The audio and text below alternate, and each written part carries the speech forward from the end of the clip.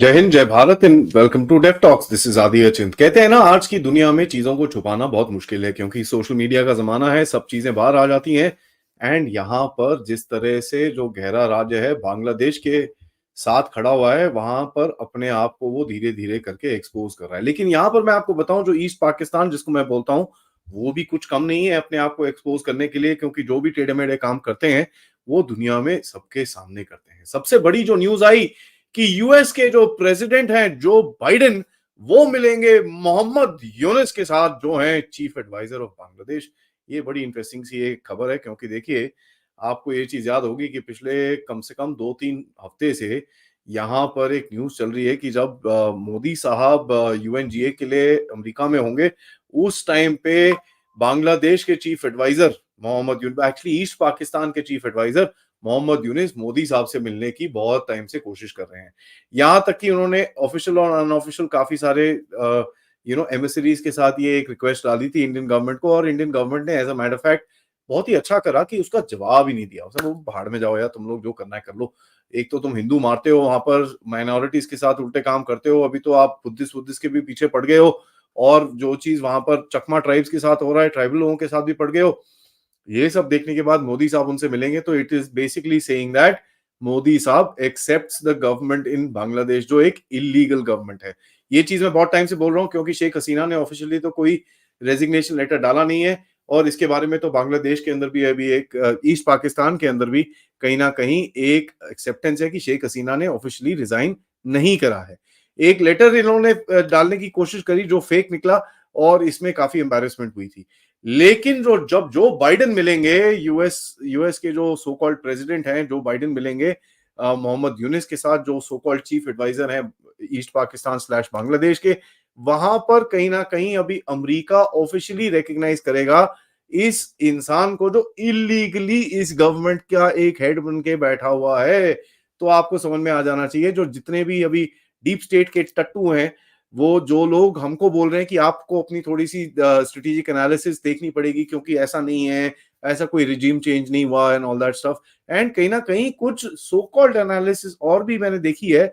कई लोग ये भी बोलना शुरू हो गए हैं कि साहब ऐसे तो रिजीम चेंज तो हुआ ही नहीं है, तो स्टूडेंट सरप्राइजिंग था।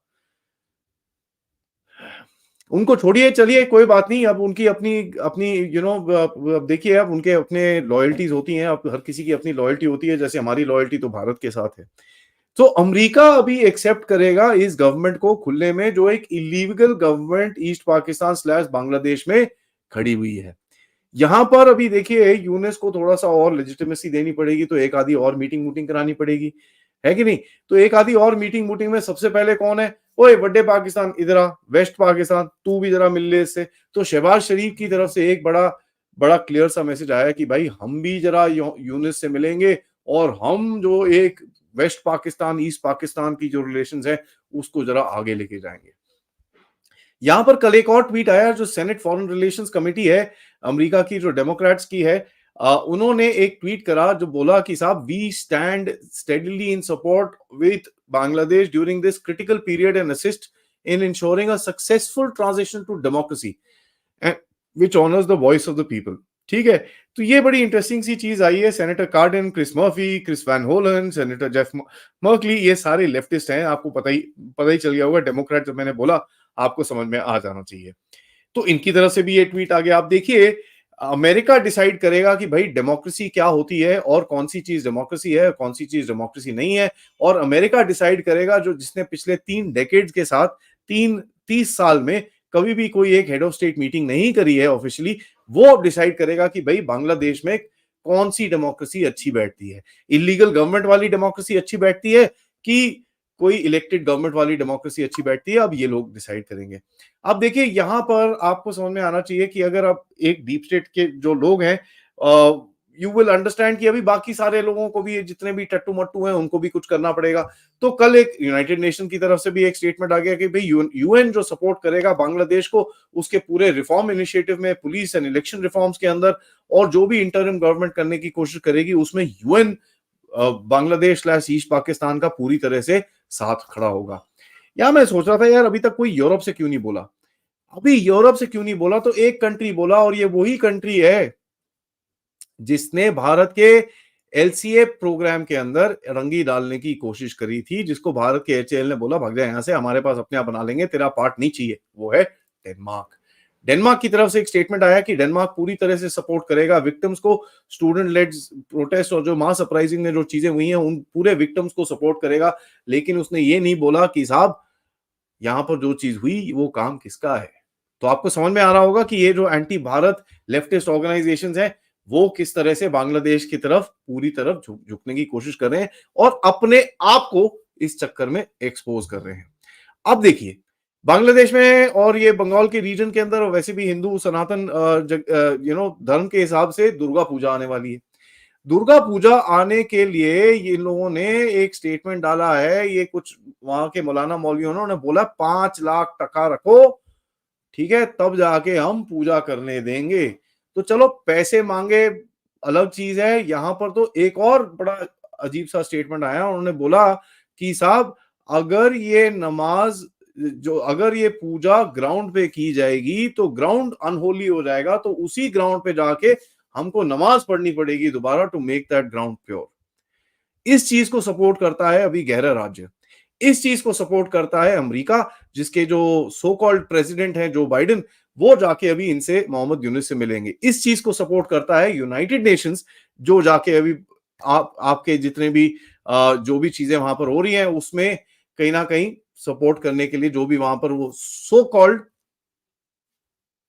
रिफॉर्म्स के ऊपर सपोर्ट करेंगे। ना देखिए यहां पर भारत का एक्शन मैंने आपको बताया कि भाई इनके 3 4 5 बंदों को तो उठा के पब्लिक जो बड़े पब्लिक फिगर्स थे उनको उठा के अंदर फेंका।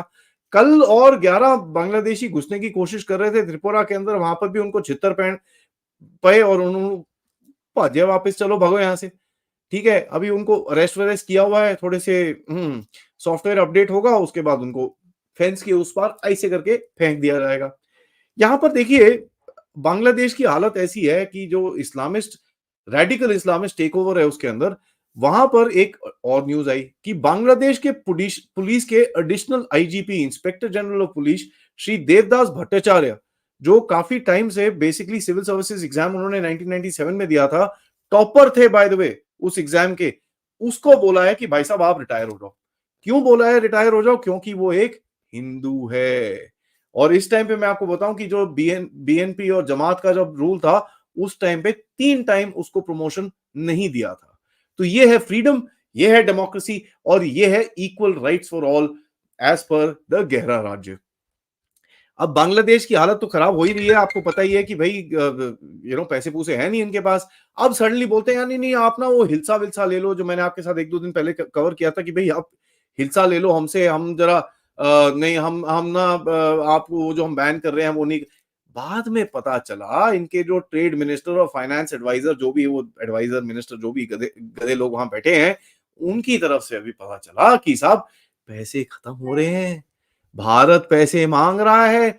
तो ये करना क्या चाहते हैं, हिल्सा भारत को भेज के वहां से फोरेक्स लेके वही चीज भारत को वापस करेंगे, बोलेंगे भैया माफ कर दो यार, आप ये हमसे ले लो, हम क्या करें, हमारे तो कुछ है नहीं, हम तो फटे पुराने लोग हैं। अब डीप स्टेट के कुछ और टट्टू वापस आ चुके हैं बांग्लादेश में। मुशफिकुल फजल अंसारी, जो हमारे यूथ आइकॉन से भी थोड़ा टाइम पहले मिले थे, ये जो स्टेट डिपार्टमेंट में भारत एंटी भारत काफी सारे सवाल वहां पर पूछते हैं, इनके बारे में तो काफी लोगों को पता होगा, अगर नहीं पता तो मुशफिकुल फजल अंसारी के बारे में जरा आप सर्च करिएगा, आपको पता चल जाएगा ये इंसान हैवान शैतान कौन है। कल संडे को एक्चुअली, हाँ कल ही, उनकी तरफ से एक स्टेटमेंट आया, कहते हैं कि भाई इंटरनेशनल कंस्पिरेसी चल रही है against Bangladesh / east Pakistan to foil the achievement of the student led mass uprising. ये जो इतना अचीवमेंट करा है इन लोगों ने in support of democracy in Bangladesh, उसके अगेंस्ट में एक कोई कंस्पिरेसी करने की कोशिश कर रहा है। वो कोई कौन है, रा की साजिश है, अब ये चीज वो खुले में बोलना नहीं चाह रहे, बट आपको समझ में आता है कि भाई किस तरफ ये हिंट कर रहे हैं। तभी मैंने परसों जो अपडेट किया था, मैंने उसको बोला था भाई पूरी तरह से बन चुका है पाकिस्तान। तो ये बड़ा ही इंटरेस्टिंग मौका है जहां पर बांग्लादेश में जो चीजें हो रही हैं उस वजह से गहरा राज्य अपने आप एक्सपोज हो रहा है। हमको कुछ करने की जरूरत नहीं, अभी तो हमारा पॉपकॉर्न खाने का टाइम आया है। तो गाइस जरा पॉपकॉर्न शॉपकॉर्न खरीद के ले आइए, क्योंकि इसके चक्कर में गहरा राज की पूरी तरह से पैंट उतरेगी and this will be very interesting to watch. And please watch this space, क्योंकि डेफ टॉक्स ने ये एक चीज करी है कि जब तक एक एक हिंदू का जवाब ना दिया जाए बांग्लादेश का इशू डेफ टॉक्स नहीं छोड़ेगा।